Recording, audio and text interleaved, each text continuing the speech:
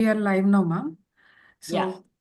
Good evening, esteemed faculty members and all the delegates. Thank you for joining. This is Sahiti on behalf of Shield Connect, welcoming you all for today's webinar and a dynamic dialogue on obstetrics, Series 32, and the topic is non-obstetric causes of abdominal pain in term pregnancy case-based discussion.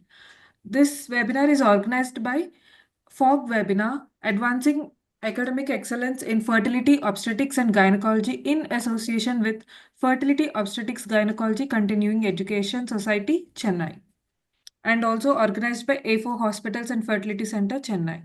It's my honor to introduce the moderator of this webinar, Dr. K. Balakumari ma'am. Ma'am has done undergraduate from Stanley Medical College with 3 gold medals in ophthalmic, SPM, and general medicine.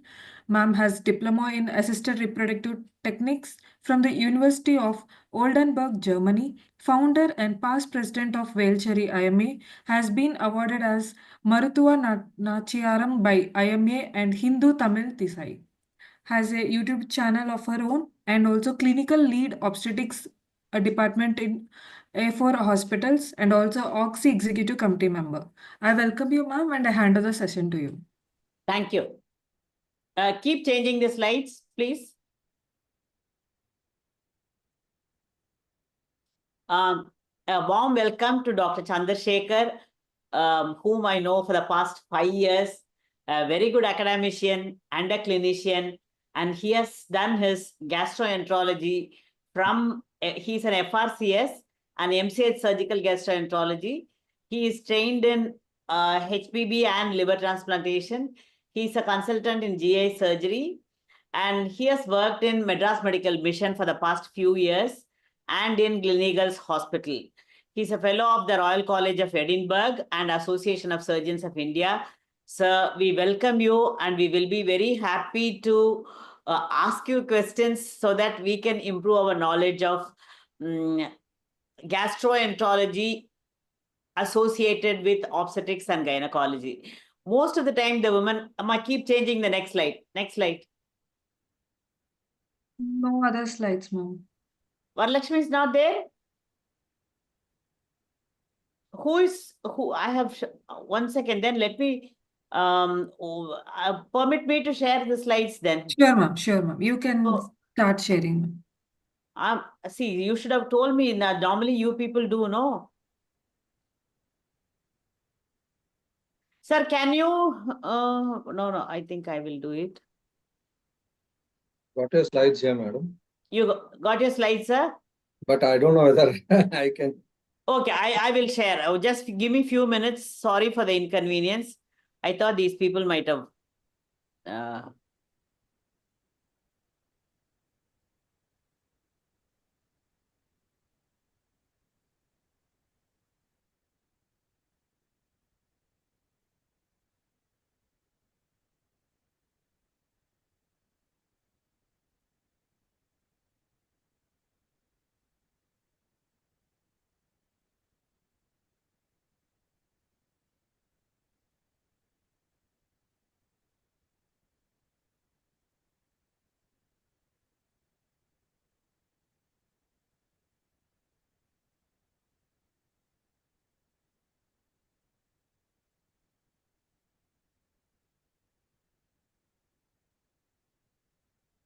Ma, can you permit me to share the slides? Yes, ma'am. You are already the co-host, ma'am. You can share the slides. Okay.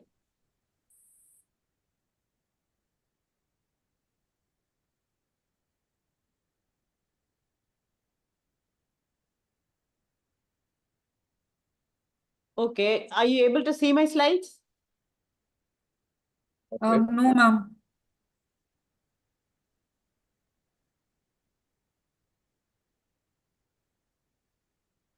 Ma'am, is it these slides, ma'am?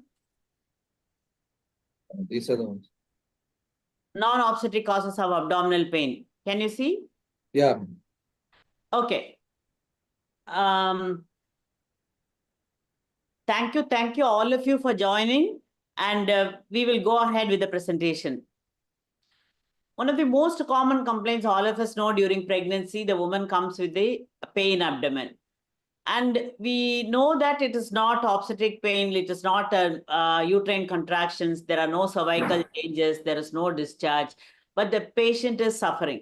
Then again, it becomes a very big dilemma for us whether to admit her, to treat ourselves, to refer to a gastroenterologist or a urologist. I think there are certain aspects of each condition, a non obstetric cause, which we should know that should clinch the diagnosis and lead to an early treatment. Many a times I find that a patient with a cholecystitis or a gallstones or a pyelonephritis or a hydronephrosis being treated with tramadol and paracetamol and IV fluids for 4-5 days and then being referred to a specialist. To avoid that, we are going ahead with this presentation. So the commonest gastrointestinal causes all of us know is appendicitis. It is atypical in presentation because the pain is not exactly in the right iliac fossa, it's slightly higher because of the displaced appendix in pregnancy. Then cholecystitis and gallstones, actually now I find they are more common than the appendicitis. Gastroesophageal reflux, all of us are very familiar and I think reasonably good at treating it. Peptic ulcer disease, of course. Constipation and bowel obstruction, one of the common symptoms during pregnancy, and again, if not treated properly, can lead to serious complications. Pancreatitis, less often, but needs an early diagnosis and treatment, and inflammatory bowel disease.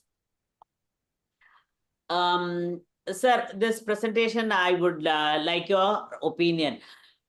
This case, 30-year-old second gravida comes with the pain in the right hypochondrium. She has nausea and loss of appetite. Her pregnancy is 32 weeks. There is no obstetric complications except that she is a little obese. It was a previous normal delivery. Her uterus is not contracting, fetal heart good, there is no BP, there are no cervical changes. When we got an ultrasound done, it showed multiple gallstones. She continues to have pain for the past 48 hours. When should we operate gallstones and when should we actually start suspecting that the patient has cholecystitis?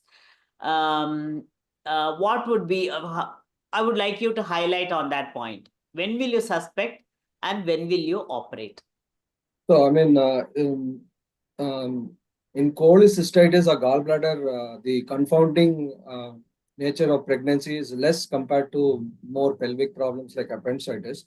It still retains most of its typical characters, like the right hypochondrial pain is got the typical biliary nature. That is, it is a so-called colicky pain. It goes up. It's not a typical colicky pain. It just goes up, stays there, comes down. A colicky pain is more, the frequency is actually more, which we see in intestinal obstruction. But this colicky pain retains that character. I will first go more in terms of clinical findings. There are, I mean, gallstones can present with just symptomatic gallbladder related colic or with cholecystitis. Itis is when there is inflammation and colicky pain transforms into a constant pain.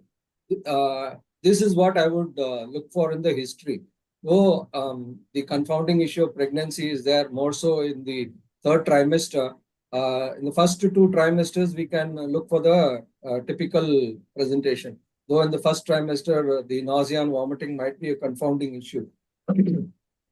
I would go. Hypochondrial pain comes during pregnancy, especially when the patient has hypertension. We are always worried about liver hepatitis due to the pregnancy-induced hypertension, HELLP syndrome, and other things. But the pain of hepatitis is due to the perihepatitis. There is liver swelling, and then it causes tension on the liver capsule.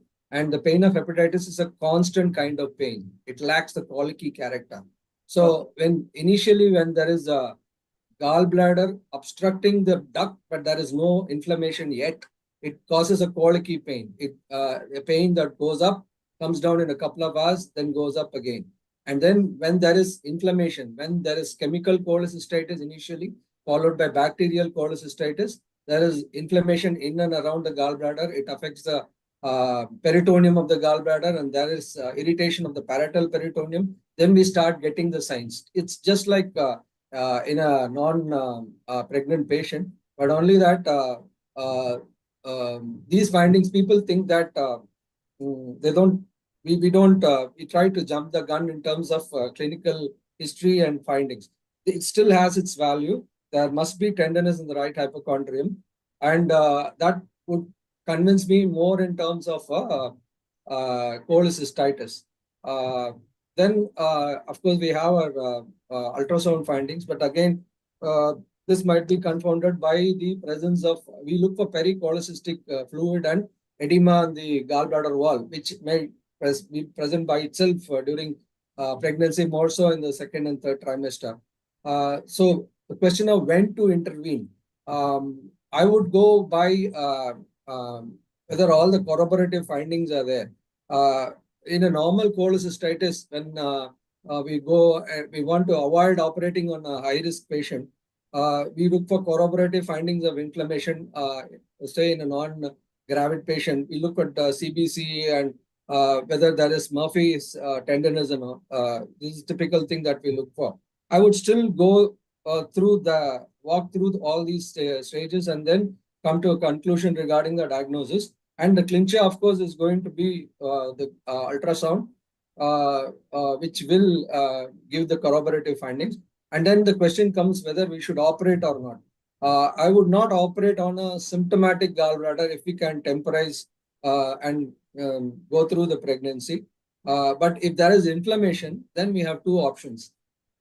One is, if we consider it a high-risk situation, we can go the non-surgical route, put a PCD and drain the gallbladder. Or if we feel that it is mid-trimester, then we can opt for surgery. And surgery, again, we should try to do laparoscopic surgery because the benefits are there. Then depending upon the risk status, we can plan for a surgery if it is indicated in mid-trimester. If it is third trimester, unless there is some urgent indication, I would like to get through the pregnancy and then decide about the gallbladder. Okay. Sir, you talked about Murphy's sign. Can you just describe us the Murphy's sign? Murphy's sign is when you keep your finger in the right hypochondrium just over the surface marking of the gallbladder, which is about a hand's breadth below the right costal margin in the mid-clavicular line. And then ask the patient to take a deep breath. There will be a catch. The patient, there's just the peritoneum of the gallbladder coming in contact with the compressing finger, and it causes tenderness. This is what is called as a Murphy's sign. This is typically present when there is inflammation of the gallbladder. So this will not be present in biliary colic because the gallbladder is still not inflamed. But this is a typical finding present in a normal anatomically present gallbladder which is inflamed. Again, unless it's a huge uterus and the bowel has come and interposed itself between the gallbladder and your finger, this is likely to be present because most times, even in term pregnancy, the uterus is not that high as to encroach on the gallbladder itself in the right hypochondrium. I would still look for it. And if there is significant tenderness, it is more often than not that it is cholecystitis. And then I should go along the algorithm for deciding whether operative or non-operative. Thank you. Thank you, sir. This patient, I had this patient about 10 years ago. That was my first encounter with the pancreatitis. Because pancreatitis I had read only in textbooks. I had not seen any patient. And this patient happened to be pregnant. She was 31 weeks. Initially, she came with pain around the umbilicus and it was radiating to the back. One day she came, I gave of course, antacids and painkillers. Nothing worked. It became severe in 1 week. I had done all the urinary investigations, blood investigations, all of them were normal. And only except total count was slightly increased. Ultrasound abdomen was normal. Obstetric scan baby was normal. LFT, RFT normal. Then from the way she described, I felt it could be pancreatitis. then did serum lipase and amylase, and both were elevated. Then I admitted and handed over the patient to the gastroenterologist, admitted her, then gave IV fluids, IV paracetamol. In fact, we gave tramadol that only aggravated the nausea. And she started getting vulval edema. See, this vulval edema, I don't know whether it is related to pancreatitis. She started getting vulval edema. It is almost 5 days after her admission. She was only 31 weeks. She was a North Indian. She was not willing for a induction or a C-section. And I also didn't want to go for delivering the baby because we were not very sure of the diagnosis. And finally, I thought by 32 weeks, I had already given steroids, antibiotics, everything was given. And the pain was so unbearable for the patient that she had an epidural, continuous epidural. And then pain was reasonably relieved. By that time, she started getting vulval edema. The vulval edema was so much that when I introduced my finger to reach the vulva itself, the inlet itself was around 5 centimeters. So then I decided to deliver her by LSCS after admission. By that time, luckily, patient got into labor. The vulval edema was so much, I didn't know what to do. This again, presence of mind, do something that can be little relieving for the patient and then maybe helps you to assess the situation. So I did multiple punctures on the vulval edema. Of course, it reduced. And then did a PV. She was well into labor. It was almost full dilatation. And after that, she could not strain because she was already on epidural analgesia. She could not strain. Then after fundal pressure and all that, I put an outlet forceps and delivered the baby with the presence of anesthetist, pediatrician, and I requested the gastroenterologist also to be there. Instructed the mother that this can recur and may develop diabetes. Sir, what are the predisposing factor for pancreatitis in a woman? Because we generally don't read that obstetrics, like pregnancy can lead to pancreatitis. We say cholestasis and then all those liver problems can occur with pregnancy-induced hypertension. But pancreatitis, what are the predisposing factors for any particular person? In a person who doesn't have gallstones, pregnancy itself causes bile stasis and thickening of the bile. So it can, during the duration of pregnancy, produce either formation of calculi or at least sludge. And if that is seen in the initial few scans, then it requires that it be followed up to look for these kind of events only. And again, pancreatitis itself and the biliary kind only is more common during pregnancy than the non-biliary type or the alcoholic type. So there is higher incidence of pancreatitis compared to the normal female population in pregnancy, which is there because of biliary issues only. And that too because of I think it is the decreased motility of the gallbladder caused by, if I'm right, it is progesterone which causes this effect and causes decreased bile drainage, and the consistency of bile also increases, so that lithiasis is more likely to happen. And if not stones themselves, sludge formation can occur. And then sludge is the cause for biliary pancreatitis by causing the blocking of the ampulla. So is that, does that answer your question, madam? Yes. Now we have an ultrasound to confirm our diagnosis in cholelithiasis and cholecystitis. What is the point that will pinch the diagnosis in pancreatitis? Now, pancreatitis, ideally, as surgeons, the best investigation of choice would be a CT scan. But then in pregnancy, we can't do it during pregnancy. We cannot do it in pregnancy. So the other option would be MRI. But again, MRI has its own drawbacks in the sense that it causes overheating of the fetus and all those things are there. So again, it is a problematic issue. If we are, like you said, it does still have the clinical presentation. Pancreatitis typically produces back pain, which is relieved by leaning forward and sitting up and increased on lying down. I mean, clinical history taking and clinical findings still matter. This I mean, it is a retroperitoneal organ, so anatomically there is not much done in terms of its situation in pregnancy, and the back pain will still be there, and the pain, the kind of pain is a continuous dragging pain. It's a visceral pain, so there is a high emotional content with the continuous pain. With all these other features, history itself will allow you to clinch the diagnosis, and then clinical findings might be very limited because it's a retroperitoneal organ.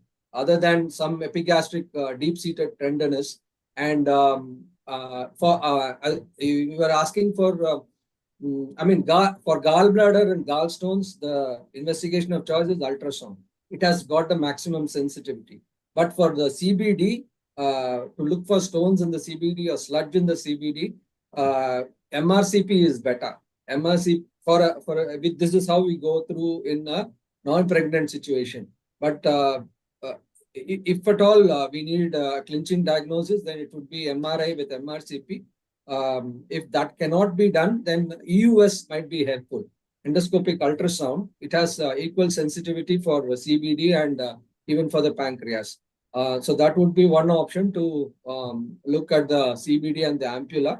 And depending on whether most often this pancreatitis is caused by sludge, and most often they present with pancreatic pain, and the way we recognize it is by the abnormalities in the LFT, especially the ALT goes up 3 times or 4 times more than normal, and there might be very minimal elevation in the bilirubin and all that, and a corroborative evidence by radiology.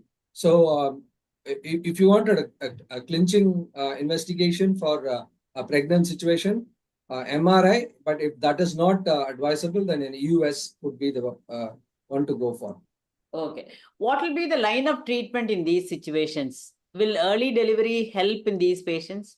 Like, would it be like some progesterone causing this thickening? That is very doubtful because we also very hesitate to do that.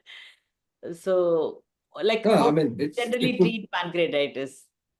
The treatment remains just the same, but Okay. the issue is the biliary sludge or the bile duct obstruction, and what is the resultant pancreatitis, whether it is mild pancreatitis or severe pancreatitis, whether there is an element of obstructive jaundice with cholangitis, or if it is not. If it is mild pancreatitis and our investigation show that the blockage is gone off by itself, then we can temporize, we can wait and watch. But if there is a persistent blockage and other complicating issues, say if it is a severe biliary pancreatitis and there is a significant sludge or a stone blocking the ampulla, then the treatment would be to get rid of the stone. But then in the pregnant situation, this is a high-risk endeavor. ERCP and sphincterotomy or stone extraction is going to be a high-risk situation in a pregnancy. So this is a conundrum whether to, if the risk profile is very high with regards to cholangitis and there is a significant stone burden which needs to be removed, then we should proceed with the ERCP with the caveat that we cannot be imaging. We cannot have a CM fluoroscopy during pregnancy. So without fluoroscopy, we have other methods like we can use a cholangioscope to assist during that's what is called a baby cholangioscope, which can be introduced through ERCP, the same endoscope, and then we can use it as an adjunct. It has all these hampering things are there, but if the risk profile is high, there is cholangitis, then it needs clearance. Okay. Am I correct in saying that this can recur and the patient may develop diabetes? Am I correct?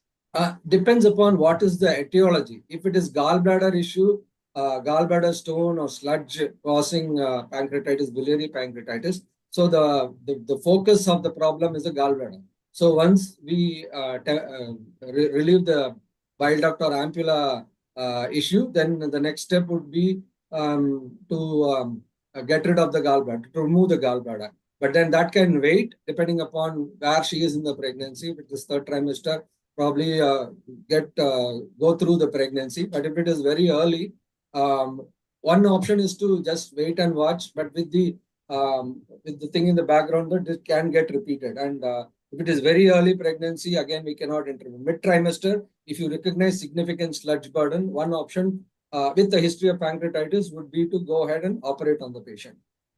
Okay. This is another patient, a primary gravida, 28 weeks of pregnancy. She had history of laparotomy in her childhood. We do not have her records, but the scar was very big, a vertical midline scar from epigastrium to the pubic symphysis. She had abdominal pain and vomiting and more at night. And ultrasonogram was done, pregnancy was normal, and the other abdominal organs were normal. There was slight upper abdomen distension, of course. And sir, you only had seen this patient and you had come to the diagnosis of subacute obstruction. And how do you come to this diagnosis? Like how do we arrive at a diagnosis? Obviously, history, again, I'm a very classical surgeon, so history plays a big role in my diagnosis. So, if there is a past history of surgery and the patient present with typically adhesive pain is colicky. There is a hollow viscous which is getting obstructed and trying to get, there is some segment of the viscous that is contracting hard to try to get past an obstruction. It causes typical colicky visceral pain.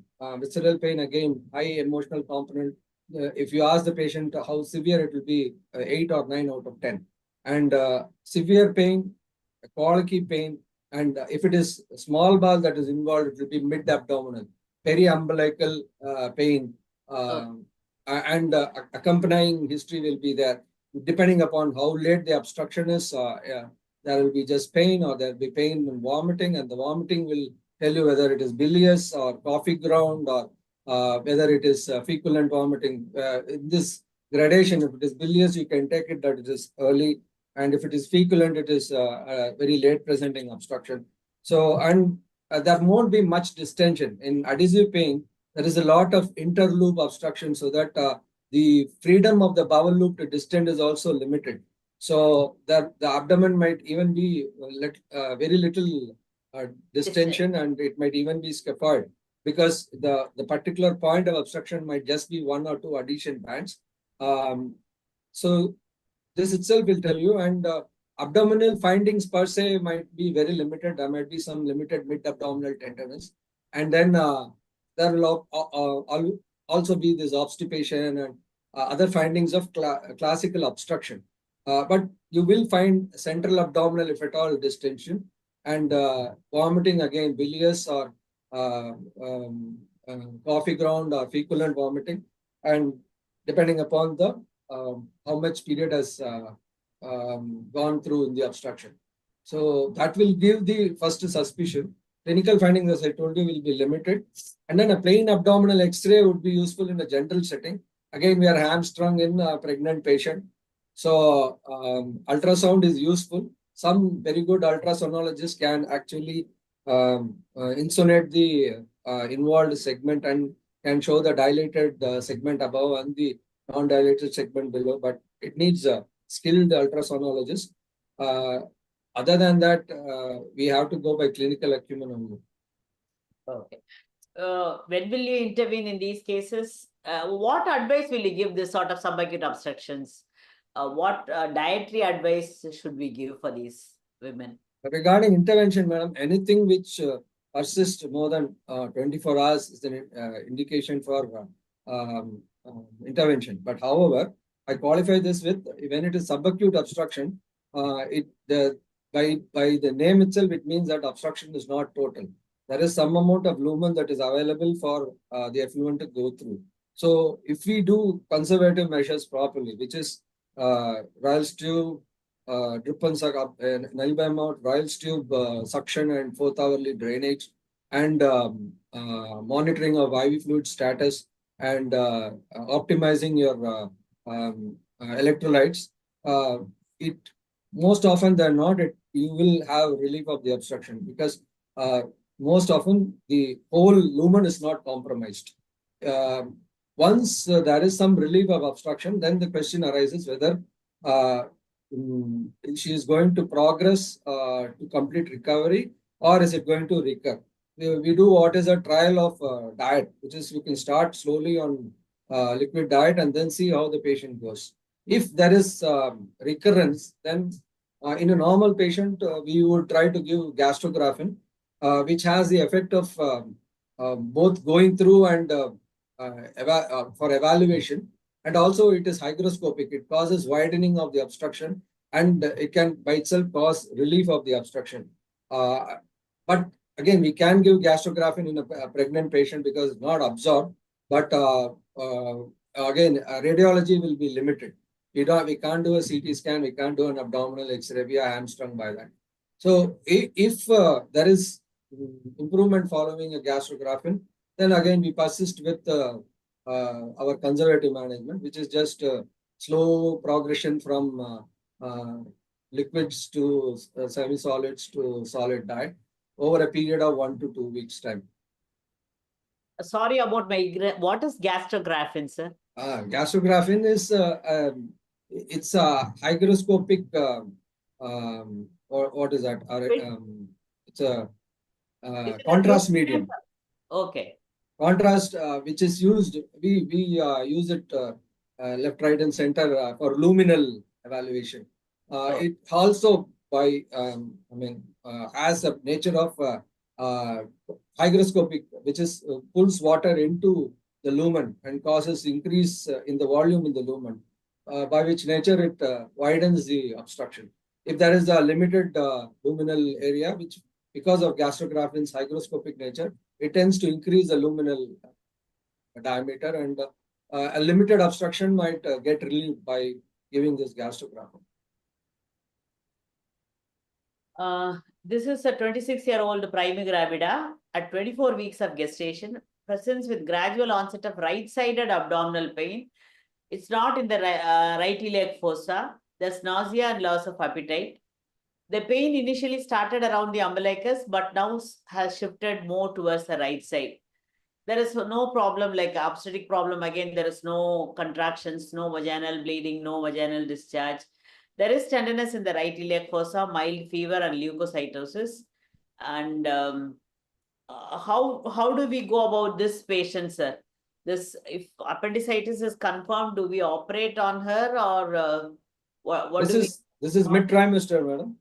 Mid trimester, 24 weeks of pregnancy. Trimester, unless it is very early appendicitis, we should operate on her. Okay. We might try a trial of antibiotics if some patients present very early. If you are having a classical central pain shifting to the right lower abdomen, it might be very early appendicitis. We have a small window in which a 5 to 7 days course of antibiotics might work. But if it is advanced appendicitis, there is evidence of when you do an ultrasound, there is significant guarding or tenderness, then we should go ahead and operate. Mid trimester is the right time to operate. Again, we can do laparoscopy, but with its own limitations. What is the antibiotic of choice in this patient? Like generally, non-pregnant patient, what do you prefer? Non-pregnant, I would go for Augmentin. Augmentin has a broad spectrum of coverage. I know you in pregnancy you prefer cefuroxime, isn't it? No, Augmentin is also good for us. Only for preterm labor patients, we don't prefer to use Augmentin. Otherwise, we would like to use Augmentin for this sort of patients. Yeah, and Augmentin, do you generally give 3 times a day this Augmentin 625 twice a day or thrice a day? How thrice a day is what is pharmacologically appropriate. Thrice a day. Yeah. 8th hourly, sir? Yeah. Okay. Okay. And do you add metrogyl or tinidazole for this patient? According to its coverage, Augmentin alone should be enough. Because metrogyl, the spectrum of coverage of Augmentin is comprehensive. So there's no need. There's no need for metrogyl. Yeah. Okay. This is the urinary causes for abdominal pain during pregnancy. Of course, urinary symptoms, you can say whether it is kidney related or bladder related or urethra related. Urethra related, you may have burning sensation and frequency of urination. Bladder related, you may have frequency of urination and lower abdomen colic. And if it is kidney related, you may have a loin pain and hematuria. This patient, a 30-year-old multi-gravida, that is second gravida actually, with her 28 weeks of gestation, presents with left-sided flank pain and fever, chills, nausea for 2 days. She also reports increased urinary frequency. On examination, she has costovertebral angle tenderness. Actually, I'm sorry, this is right side, left side. Urine analysis shows pyuria, bacteriuria, nitrites. Ultrasonogram showed left hydronephrosis. I would request all the obstetrician gynecologists to have a look at the normal kidneys whenever you do an ultrasound, obstetric ultrasound, whether it is for first trimester or second trimester screening. Just have a look at how the normal kidneys look like. You can easily identify how a kidney with the hydronephrosis appear.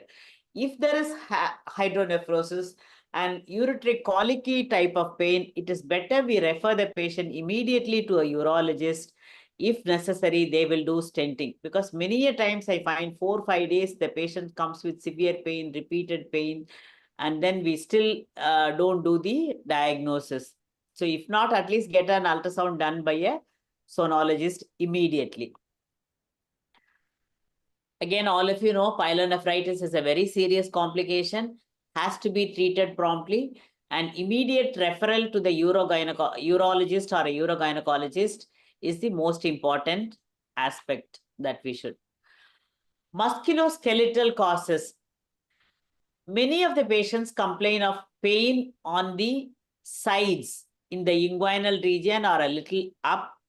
It is usually due to round ligament pain. The round ligament, I usually tell them, you have a shamiana and you have the ropes tied to the floor.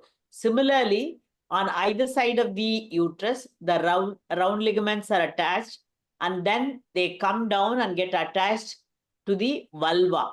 So as the uterus enlarges, there is a pulling, stretching effect on the round ligament, and the pain may be quite sharp. It is more when the patient walks fast or turns, and there are no signs by which you can diagnose it. It is purely history and ruling out other causes for the pain. And for again, treatment may be gentle movements, and usually it will be there up to 5th or 6th month. Probably after that, the body gets used to the stretching. You don't find much. Again, the symphysis pubis dysfunction. Many women complain of pain in the mons, which is quite severe. You can palpate, you will find nothing. So again, it is only purely clinical suggestion, clinical history that will clinch the diagnosis. Probably an ice pack in that area might help to relieve the pain. No ointments, no painkillers will be of help. Reassuring the patient that it is normal, and then asking her to do the exercises might help her. Sciatica pain, we all know. I think other things, the sickle cell disease is one of the causes for abdominal pain. I haven't come across. Have you come across any such crisis, sir? No, I hardly ever. I mean, sickle cell, though it is reported to be common in one segment of our population, I have not come across abdominal pain presenting as So sickle this is cell just crisis. a completion sake. Theoretical. I have also not come across any patient with a sickle cell disease. Vascular causes, I think this is too much for us. I think we have any unusual pain we are not able to diagnose. We should refer to the specialist. That's what. So thank you. Thank you so much. Thank you all for listening. And any questions?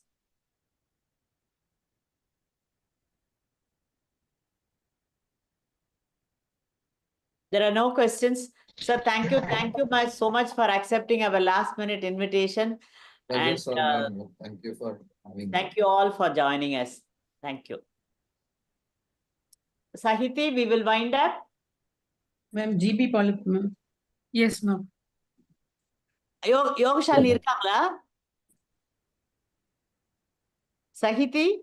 No, ma'am. Yoga Shalini ma'am has not yet joined. Okay, then we'll wind up. You said something? No, GP ma'am. polyp, somebody wanted to. Oh, gallbladder polyp. Sir, can you tell us about it? Yeah, I mean, gallbladder polyp, there are clear-cut indications for surgery or observation. Any polyp which is more than 1 centimeter, indication for surgery, or any polyp, multiple polyps is indication for surgery in the general population. But then what do we do if we diagnose a polyp in the pregnant situation? Obviously, it is an elective surgery. So we can wait out the pregnancy and deal with the polyp according to these criteria. Single polyp, more than 1 centimeter, indication for surgery. Multiple polyps is an indication for surgery. Any number of polyps, any polyp which is symptomatic, or if there is a gallbladder related pain along with polyp, it's an indication for surgery. Sir, somebody has asked about gallbladder sludge. So if Yeah. identified during pregnancy, how do you follow up and what instructions do you give to the patient? Yeah, I mean, gallbladder sludge is problematic in producing gallbladder. Producing biliary pancreatitis. Sludge tends to go down the bile duct and cause blockage of the ampulla, producing either gallstone-induced pancreatitis or cholangitis. So, if the patient has sludge, then a vigilant watching during the first trimester, and then have a good thought about doing surgery in the second trimester, because if there is significant sludge burden, then she might end up with pancreatitis, or if there has already been an attack of pancreatitis, is a strong indication for cholecystectomy in the second trimester. In third trimester, I will temporize and then prepare for surgery um, after pregnancy, unless there is an urgent situation in which we can operate in third trimester also. Does fat-free diet and all help, sir?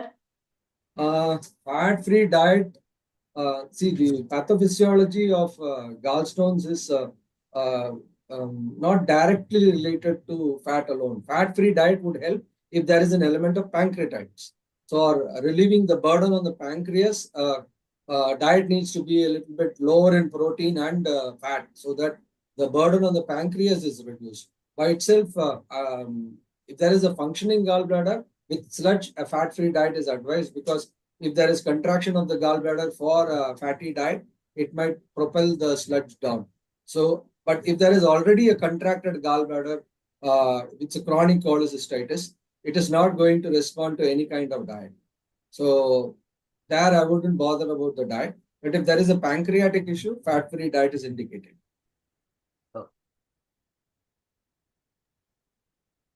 Anyone else? I think Non-pregnancy. Any patient with GP calculus size indication for surgery, ma'am?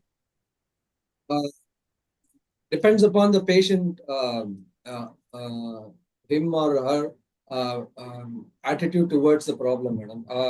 A gallstone which is of big size, more than 1.5 centimeter, we can just observe, provided it is a totally asymptomatic situation. The only possibility is that it might block and cause biliary colic later on, or cholecystitis later on. So if the patient is intelligent enough to be aware of the symptoms of cholecystitis, we can wait and watch. And once it becomes symptomatic, then we can offer elective surgery. If the patient is of the anxious type and goes around seeing Dr. 1, Dr. 2, Dr. 3 about gallbladder, then you might offer surgery in an elective setting. Again, if the patient profile is of high risk profile, say is a diabetic, or with multiple other coronary or other risk factors, an elective cholecystectomy might be easier done than emergency cholecystectomy. In that case, I will offer a surgery for this patient in an elective setting. Thank you, sir. Thank you. Thank you, all of you. Thank you, sir, once again. We'll wind. Okay.